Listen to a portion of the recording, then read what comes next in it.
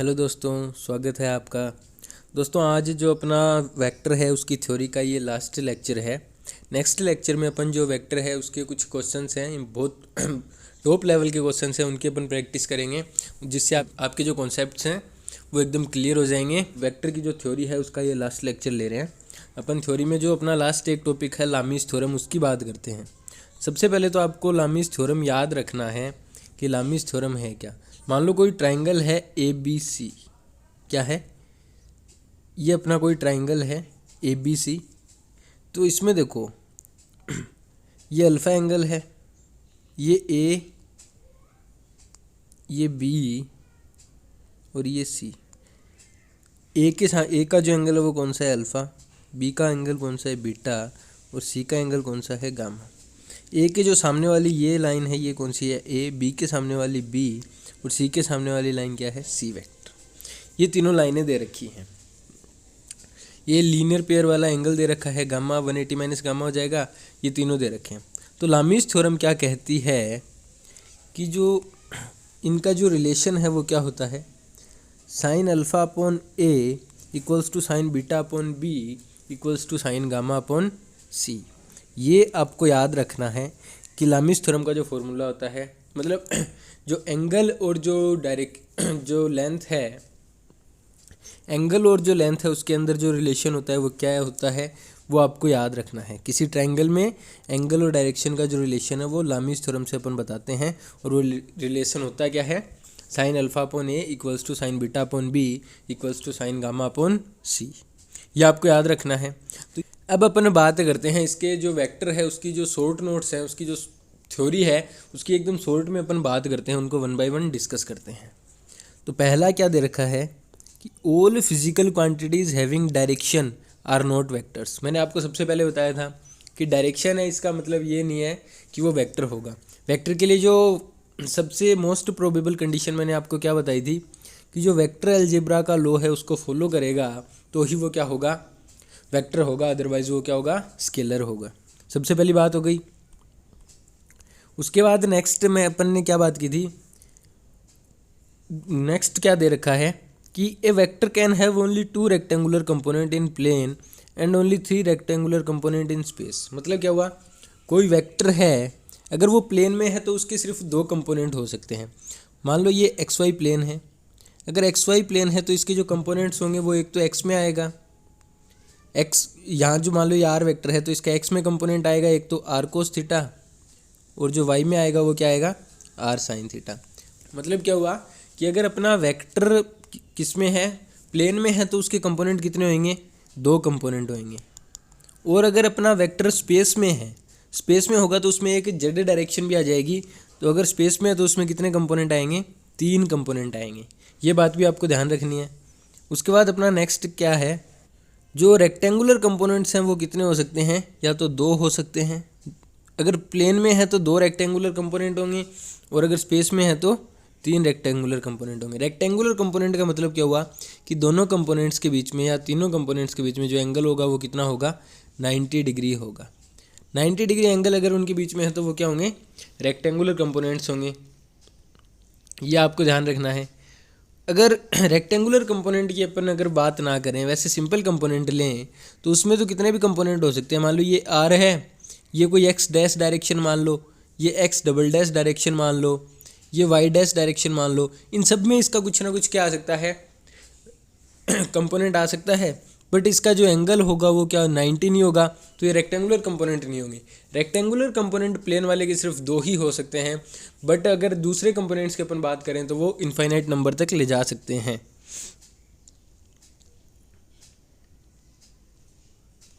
अब कुछ ऐसी क्वांटिटीज़ हैं जो क्या है, ना तो वेक्टर है ना स्केलर है। उनकी अपन ये आपको याद रखना पड़ेगा। जो कुछ क्वांटिटीज़ हैं जो क्या है, ना तो वो वेक्टर हैं और ना स्केलर हैं। इसमें सबसे पहले क्या दे रखा है? Relative density.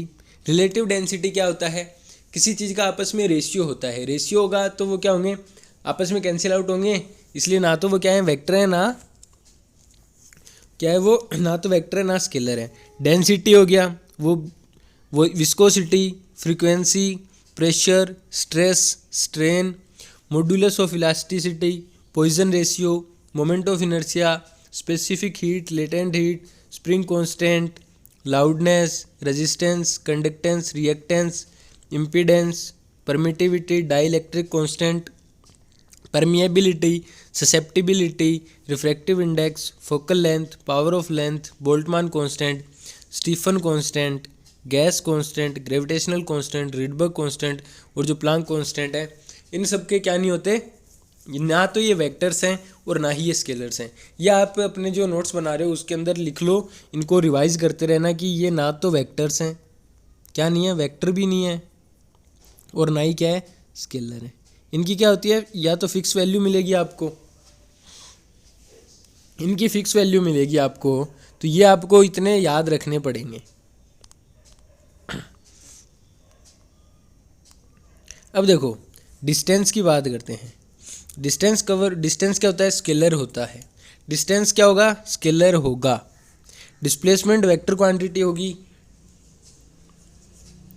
स्केलर्स को अपन क्या कर सकते हैं, ऐड कर सकते हैं, सब्ट्रैक्ट कर सकते हैं और डिवाइड भी कर सकते हैं। एल्जेब्रिकली उनको तीनों काम अपन उसमें कर सकते हैं।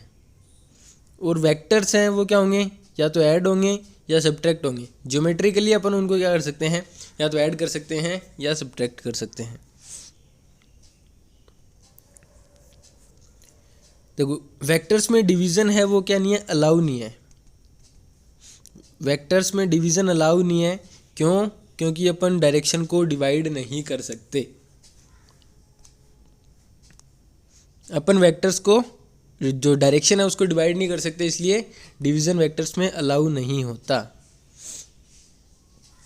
अब किसी भी वेक्टर का यूनिट वेक्टर हमें क्या बताता है, उस वेक्टर की डायरेक्शन बताता है। कि कोई भी वेक्टर है अगर उसका यूनिट वेक्टर अपन ले रहे हैं तो वो अपन को क्या बताएगा, उसकी डायरेक्शन बता देगा। यूनिट वेक्टर का जो मैग्नीट्यूड होता है वो कितना होता है, 1 होता है, मैंने आपको पहले ही बता रखा है।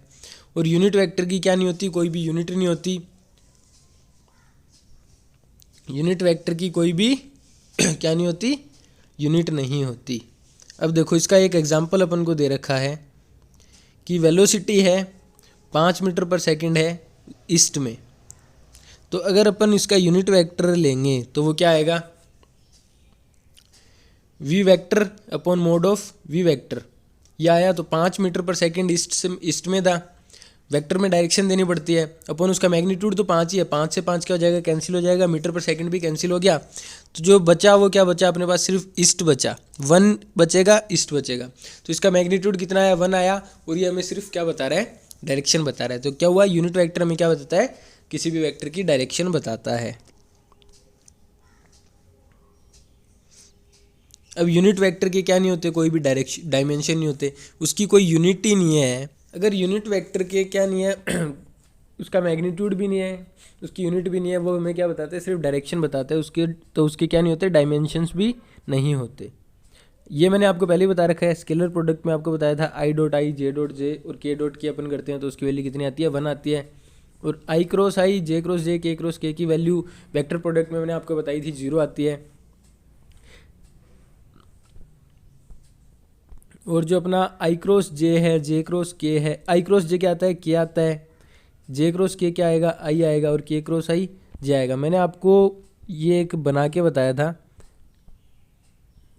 ऐसे कुछ डायग्राम था, उससे मैंने आपको बताया था कि आई क्रॉस जे करेंगे अपन तो नेक्स्ट वाला लिखना है। अगर घड़ी के विपरीत दिशा में जाएंगे, एंटी क्लॉकवाइज अपन चलेंगे तो प्लस आएगा, अदरवाइज माइनस आएगा। नेक्स्ट वाला लिखना है, मैंने आपको बताया था, वही यहाँ पे दे रखा है। ये भी आपको क्लियर हो गया होगा। अब देखो ये आई डॉट जे, मैंने आपको बताया था कि जो स्केलर प्रोडक्ट होता है उसमें अगर अपन दूसरी डायरेक्शन वाले के साथ अगर डॉट करेंगे तो कितना आएगा, 0 आएगा। ये भी अपनी बात हो रखी है। ये आपको ये भी मैंने बताया था, किसी वेक्टर का उसी वेक्टर के साथ उसी डायरेक्शन में अगर अपन क्रॉस प्रोडक्ट करेंगे तो क्या आएगा, 0 आएगा, क्योंकि उसमें क्या आता है, साइन, वेक्टर में क्या आता है, वेक्टर प्रोडक्ट में क्या आता है, साइन थीटा आता है, और साइन 0 कितना होता है, 0 होता है, इसलिए उसका उसी के साथ क्रॉस कितना आएगा, 0 आएगा। ए वेक्टर माइनस ए वेक्टर भी क्या होता है, 0। ए वेक्टर माइनस ए वेक्टर भी क्या होता है, 0 होता है। ये भी मैंने आपको बताया था। और ए क्रॉस ए और ए माइनस ए इक्वल नहीं होते। क्यों नहीं होते, क्योंकि उनमें एंगल कुछ भी आ सकता है, एंगल पे डिपेंडेंट होता है।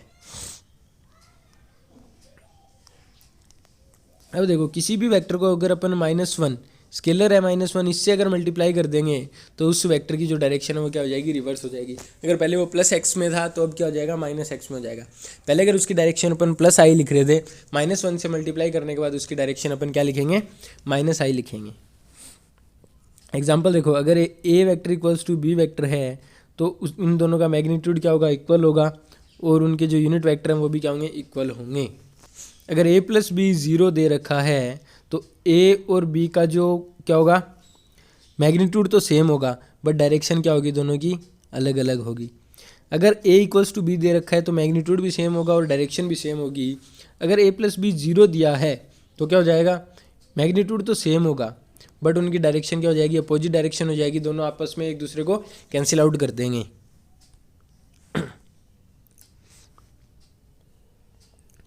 अब देखो, minimum number of collinear vectors whose resultant can be 0 is 2। मतलब कोलिनियर वेक्टर मिनिमम कितने हो सकते हैं कि उनका रिजल्टेंट 0 आ सकता है, वो कितने हो सकते हैं, 2 हो सकते हैं। देखो मान लो एक इस डायरेक्शन में आ गया, एक इस डायरेक्शन में आ गया, इन दोनों का अगर क्या है, मैग्नीट्यूड मान लो सेम है, इसका भी ए मैग्नीट्यूड है, इसका भी ए मैग्नीट्यूड है, तो इन दोनों की डायरेक्शन अलग अलग है, दोनों एक दूसरे को, एक प्लस होगा एक माइनस होगा, दोनों एक दूसरे को क्या कर देंगे, कैंसिल आउट कर देंगे। तो मिनिमम कंडीशन कितनी हो गई, मिनिमम वेक्टर कितने चाहिए अपने को कोलिनियर, उनका मैग्नीट्यूड 0 होने के, रिजल्टेंट 0 होने के लिए 2 चाहिए।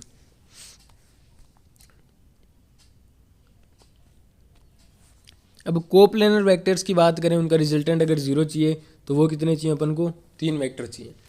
क्यों, क्योंकि देखो एक एक्स में आएगा, मान लो एक एक्स का, एक वाई का और एक जेड डायरेक्शन का, तीनों वेक्टर्स एक क्या करेंगे, उनके कंपोनेंट्स एक दूसरे को कैंसिल आउट करते जाएंगे, तो क्या हो जाएगा 0 आ जाएगा रिजल्टेंट।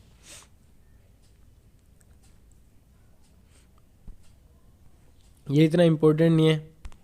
अगर दो वेक्टर एक दूसरे के परपेंडिकुलर हैं तो उनका ए डॉट भी कितना आएगा, 0।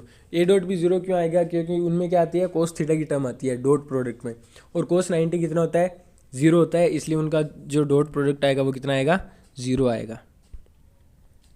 अगर दो वेक्टर पैरेलल हैं तो उनका क्रॉस प्रोडक्ट 0 आएगा।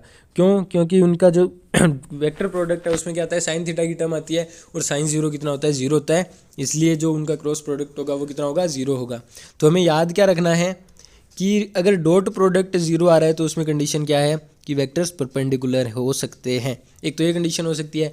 अगर क्रॉस प्रोडक्ट 0 आएगा तो वेक्टर्स क्या हो सकते हैं, पैरेलल हो सकते हैं। या तो वेक्टर 0 होगा या परपेंडिकुलर होगा, अगर एक डॉट प्रोडक्ट 0 है तो, और अगर क्रॉस प्रोडक्ट 0 है तो या तो कोई वेक्टर 0 होगा या फिर क्या होंगे, वेक्टर्स पैरेलल होंगे।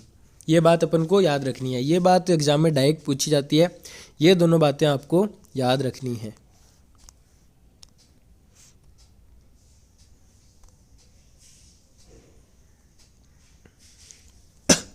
अब देखो, डिस्प्लेसमेंट, वेलोसिटी, लीनियर मोमेंटम और फोर्स, ये सारे क्या हैं, पोलर वेक्टर्स हैं। पोलर वेक्टर मैंने आपको बताया था क्या होते हैं, जिनका इनिशियल पॉइंट फिक्स होता है वो क्या होते हैं, पोलर वेक्टर होते हैं।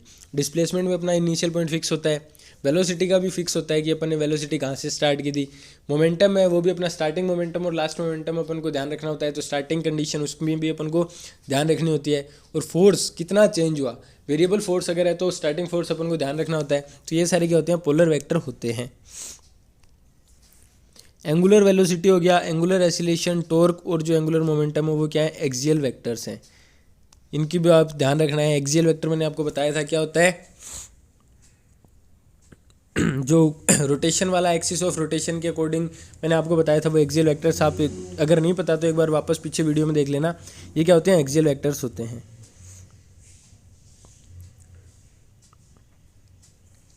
डिवीज़न, किसी वेक्टर के साथ डिवीज़न डिफाइन नहीं है। क्यों, क्योंकि डायरेक्शन को अपन डिवाइड नहीं कर सकते, ये बात मैंने आपको पहले ही बता दी। डिस्टेंस हमेशा क्या होता है, पॉजिटिव होता है। डिस्टेंस कवर्ड हमेशा क्या होगा, पॉजिटिव होगा, क्योंकि डिस्टेंस जो होता है वो क्या होता है, पाथ डिपेंडेंट होता है। हमने जो रियल में जो पथ कवर किया है, जो पथ अपन ने जितनी दूरी अपन ने तय की है वो पूरी अपन को नापनी होती है, इसलिए जो डिस्टेंस है वो क्या होता है, हमेशा पॉजिटिव होता है। डिस्प्लेसमेंट क्या हो सकता है हमारा, नेगेटिव भी हो सकता है।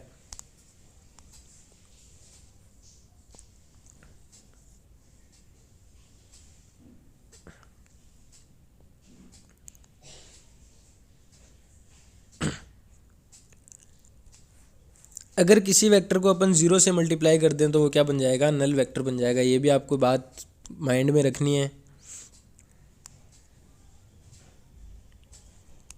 अगर किन्हीं दो वेक्टर्स का जो मैग्नीट्यूड है वो अनइक्वल है, किन्हीं दो वेक्टर्स का मैग्नीट्यूड अनइक्वल है, तो उनसे कभी भी अपन नल वेक्टर नहीं बना सकते, उसकी कुछ ना कुछ वैल्यू आएगी।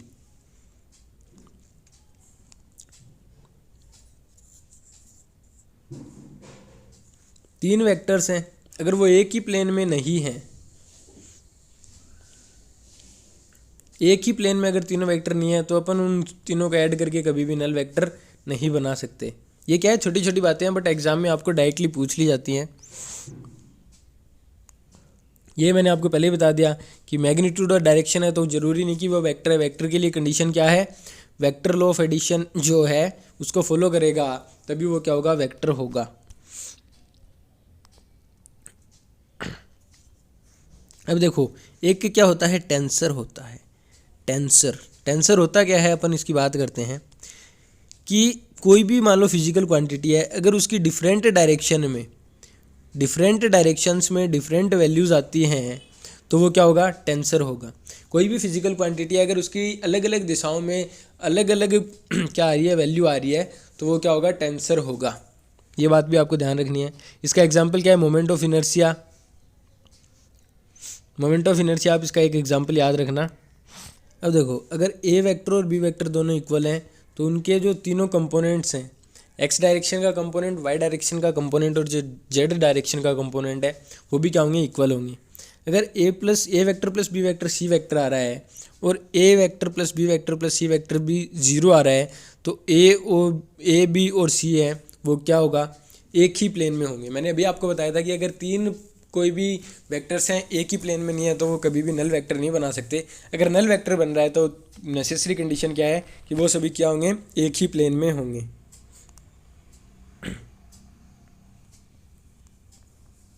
अब देखो, ए क्रॉस बी अगर सी बन रहा है, तो जो सी होगा वो क्या होगा, ए और बी के परपेंडिकुलर होगा। ये बात मैंने आपको जब राइट हैंड रूल बताया था और जो स्क्रू रूल बताया था उसमें बताई थी। एक्सियल वेक्टर्स वाला आप देख सकते हो, ए क्रॉस बी करते हैं तो जहाँ जिस साइड अपना अंगूठा जाता है उस साइड क्या आती है, उसकी डायरेक्शन आती है, वो ए और बी के हमेशा क्या रहेगा, सी परपेंडिकुलर रहेगा। ये बात अपनी हो चुकी है।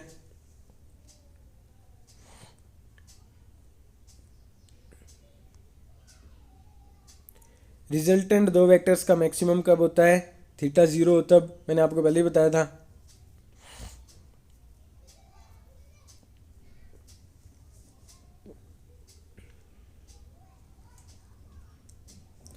जीरो हो तब क्या होगा, वेक्टर्स का रिजल्टेंट मैक्सिमम आएगा। और अगर पाई है 180 डिग्री है तो क्या आएगा, मिनिमम आएगा। 0 पे मैक्सिमम, 180 डिग्री पे मिनिमम।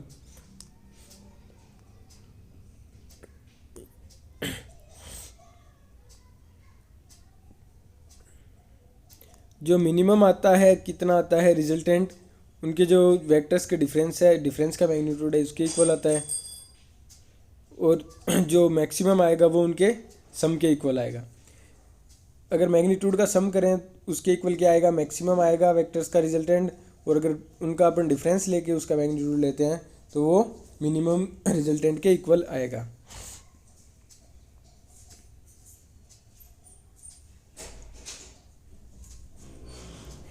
अगर वेक्टर्स के बीच में एंगल की अपन ने बात की थी तो मैंने आपको फॉर्मूला बताया था, cos theta equals to A dot B upon magnitude of A into magnitude of B. ये मैंने आपको पहले ही बता चुका हूँ मैं।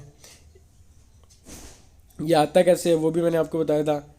और प्रोजेक्शन को आपको ध्यान रखना है। ये क्या है, एग्जाम में डायरेक्टली पूछ लिया जाता है। अगर ए का प्रोजेक्शन बी में पूछे, बी की डायरेक्शन में पूछे, अगर ए का प्रोजेक्शन अपन से बी की डायरेक्शन में पूछ रहा है तो अपन को क्या करना है, ऊपर तो उनका डॉट करना है। अब जिसकी डायरेक्शन में पूछ रहा है उसका मैग्नीट्यूड से उनको क्या कर दो, डिवाइड कर दो।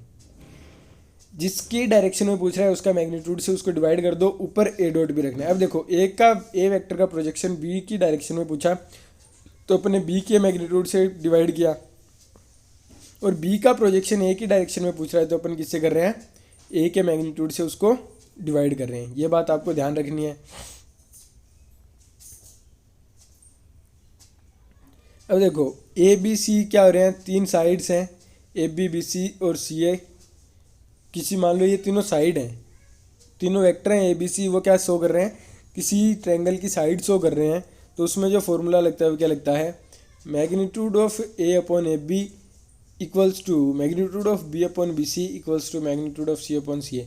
ये तो अपन को पहले ही ध्यान है कि ए डायरेक्शन के सामने वाली जो वेक्टर आता है, लाइन होती है, उसको अपन ए वेक्टर लेते हैं, बी के सामने वाले को अपन बी वेक्टर लेते हैं और सी के सामने वाले को अपन सी वेक्टर लेते हैं। ये मैंने आपको पहले ही बता दिया था, ये भी आपको ध्यान रखना है। फिजिक्स में आपके जो वेक्टर्स हैं वो इतना ही यूज़ होता है, बाकी जब आप मैथ्स में वेक्टर पढ़ोगे तो आपको पूरा डिटेल में बताया जाएगा कि वेक्टर्स होते क्या हैं, 3D में उनका क्या यूज़ है, वो सब आप वहाँ पढ़ोगे। तो जो अपने वेक्टर्स की थ्योरी है वो यहीं पे ख़त्म होती है। अब नेक्स्ट लेक्चर में अपन वेक्टर्स के जो अपने क्वेश्चंस हैं उनको सोल्व करेंगे, तो आपके जो कॉन्सेप्ट्स हैं वो एकदम क्लियर हो जाएंगे और उसके बाद आप जब भी अपना एग्ज़ाम दोगे तो आपको इसमें कोई दिक्कत नहीं आएगी। तो इसके जो क्वेश्चंस हैं उसकी बात करेंगे अपन नेक्स्ट लेक्चर में।